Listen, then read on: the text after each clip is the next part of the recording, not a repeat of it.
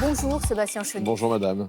Jordan Bardella a ouvertement appelé ce week-end les électeurs républicains à joindre leurs forces au Rassemblement national pour les municipales. Il n'a pas exclu des listes d'union au second tour. L'union des droites, c'était pourtant pas la tasse de thé de Marine Le Pen. Alors c'est pas l'union des droites, c'est l'union des patriotes et dans des cas très précis qui seraient ceux qui permettraient d'empêcher l'extrême gauche de gagner des villes. Vous savez, nous on a toujours été des gens pragmatiques, c'est-à-dire qu'on a accueilli et on a passé souvent des accords, on l'a fait avec Éric Ciotti, avec des gens qui partagent des valeurs avec nous sans forcément être alignés totalement sur notre programme. Parce que je dis c'est pas l'union des droites parce que quelle droite ? Enfin je veux dire, si la droite c'est Xavier Bertrand qui appelle à voter pour le Parti communiste ou Édouard Philippe qui fait la même chose, ces élus qui sont comme Gérald Darmanin élus grâce au retrait de la LFI, on ne peut pas travailler avec des gens pareils. Donc c'est vraiment l'union des patriotes, ça dépasse les clivages des vieux partis et c'est en cela que nous sommes un mouvement ouvert et attentif aux autres. Parce que vous parlez de Xavier Bertrand. Pour Xavier Bertrand, c'est une fin de non-recevoir. Pour Michel Barnier aussi. Donc la ligne officielle de LR, c'est de maintenir sa présence au second tour,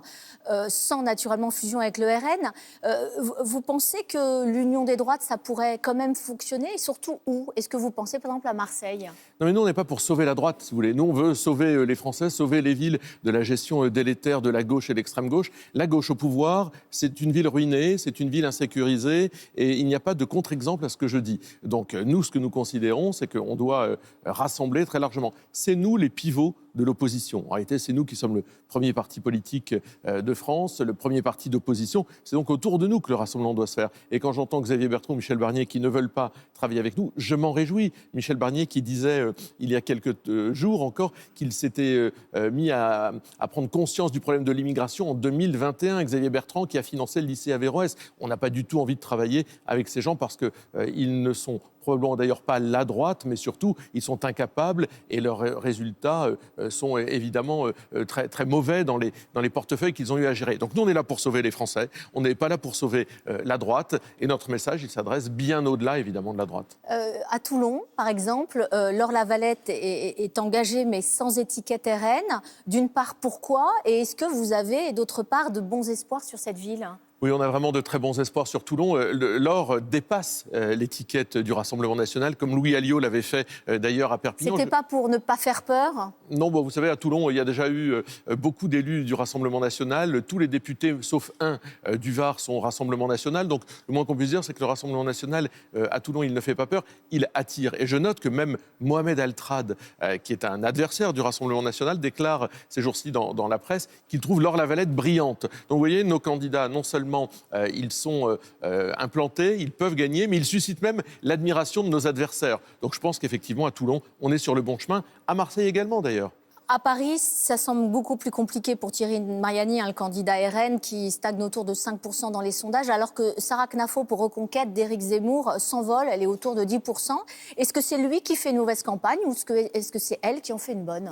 Non, vous savez, Paris, c'est la ville la plus difficile pour nous. C'est la ville de France la plus difficile. C'est celle qui nécessite le plus d'efforts pour faire entendre notre voix. Thierry Mariani a le courage des convictions. Quand Sarah Knafo a un agenda personnel.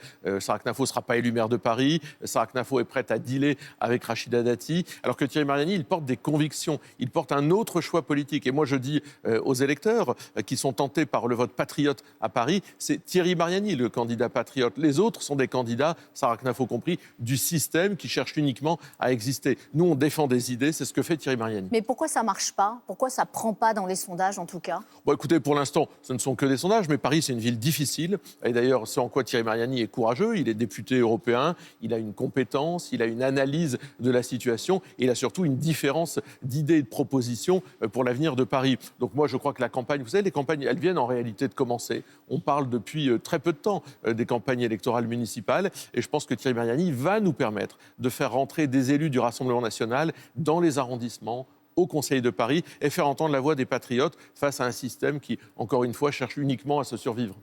Bruno Retailleau pourrait annoncer sa candidature à la présidentielle dans les semaines qui viennent pour offrir une incarnation républicaine.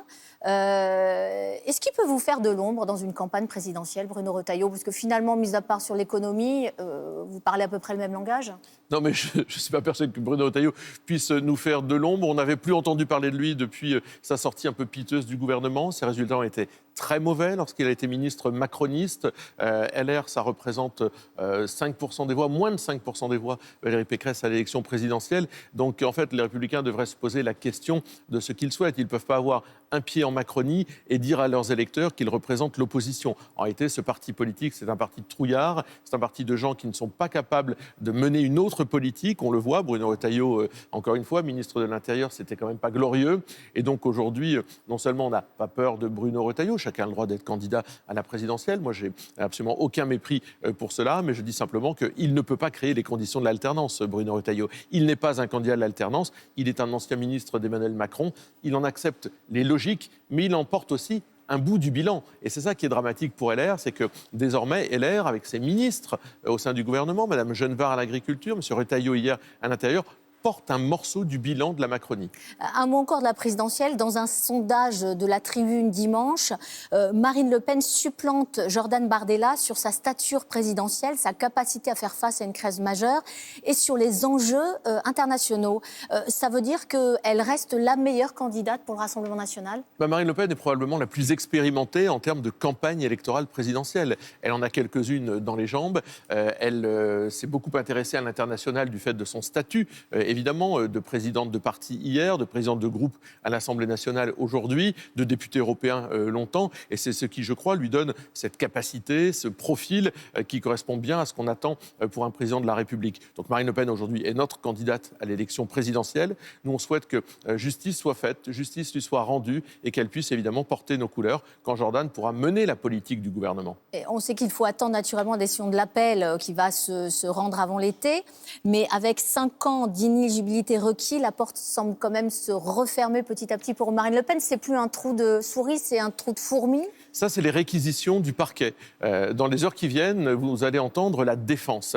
Et je pense qu'ensuite, la situation sera claire et que la justice pourra passer et rendre justice à Marine Le Pen. On imagine que ce serait difficile que la justice fasse le casting de l'élection présidentielle. Marine Le Pen, il n'y a pas d'emploi fictif, il n'y a pas d'argent mis dans sa poche, d'argent public mis dans sa poche dans ce procès des assistants parlementaires. Par conséquent, moi, j'ai bon espoir que Marine Le Pen puisse porter nos couleurs et les espoirs des Français pour une autre politique, rendre enfin utile ces années à venir pour mener une autre politique. En tout cas, quoi qu'il arrive, elle donnera sa décision concernant la présidentielle au moment de la décision en appel, c'est-à-dire avant l'été, quelle que soit d'ailleurs cette décision. Oui, parce que si Marine Le Pen devait aller en cassation, le rendu de la cassation serait tellement proche de l'élection présidentielle qu'il nous empêcherait de désigner notre candidat, qui serait à ce moment-là Jordan Bardella, si proche de l'élection présidentielle. Et pour des raisons d'organisation, compte de campagne, etc., ce serait très difficile. Donc Marine Le Pen, ce qu'elle veut, c'est que nos idées gagnent. Si elle était privée de cette élection présidentielle par une décision de justice, Jordan prendrait la relève. Chez nous, il n'y a pas de mystère. On a organisé les choses et on est partant, on est aligné pour pouvoir créer l'alternance, créer l'espoir que les Français attendent. Les Français ne supportent plus ce qu'ils voient, cette politique délétère du gouvernement Macron. Alors, le gouvernement Macron, le gouvernement Lecornu, Sébastien Lecornu a mis sur la table 2 choses.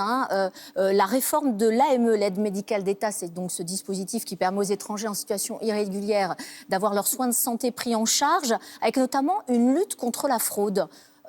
Premier ministre, il avance ? D'abord, moi, je veux, avant de commenter ça, dénoncer la nomination de Mme Montchalin, ministre du Budget, à la tête de la Cour des comptes. Le verrouillage par les copains de la Macronie de tous les organes qui permettent de faire fonctionner. Mais ce n'est pas une question de compétence, c'est qu'elle a été ministre d'un budget et demain, elle va juger ce budget en tant que présidente de la Cour des comptes. Elle est juge et partie. Un budget déficitaire, un budget qui entraîne la France dans les abîmes financiers, économiques et sociaux. Et demain, elle va, en tant que présidente de la Cour des comptes, juger ce budget. On a là un scandale vraiment démocratique. Cette République des copains est insupportable. Sur l'AME, en fait, M. Lecornu ne va pas toucher au panier de soins. C'est un bricolage. Ils ne veulent pas idéologiquement s'attaquer au tabou de l'immigration. La réalité, c'est que c'est du bricolage. Ça fait des années qu'on parle de l'aide médicale d'État. 1,5 milliard d'euros que coûte cette aide médicale d'État aux Français, quand nous disons qu'il faut la transformer en une aide médicale d'urgence pour les gens qui sont évidemment à l'article de la mort ou qui portent en eux une pandémie. Mais il est temps de s'attaquer vraiment au tabou de l'immigration. Le bricolage de M. Lecornu ne fait pas illusion. 30 secondes juste sur le recteur de la Grande Mosquée qui propose un guide des bonnes pratiques, 1000 pages passant au crible chaque crispation entre la pratique de l'islam et le cadre républicain. Vous dites quoi, que c'est une bonne initiative ? Je me dis que s'il propose ce guide, c'est qu'il estime qu'il y a un problème. Moi, je ne sais pas s'il y a un problème avec l'islam. Je considère l'islam comme une religion tout à fait à part entière. Il y a un problème avec l'islamisme. Et donc, je suis interrogatif sur ce guide qui fait 1000 pages. Qui va le lire? Moi, je crois que nos compatriotes de confession musulmane peuvent être parfaitement et sont, dans leur immense majorité, parfaitement assimilés à l'idéal républicain. Ils n'ont pas besoin qu'on les guide. En revanche, attaquer l'islamisme, c'est ça qu'on aurait pu attendre d'une autorité. Donc vous dites que ça ne sert à rien, ce guide? Et moi, c'est pas bien d'essayer de régenter les choses? J'attendrais plutôt que la Grande Mosquée de Paris s'attaque à l'islamisme plutôt qu'à produire des annuaires. Merci beaucoup, Sébastien Chenu. Bonne journée à vous.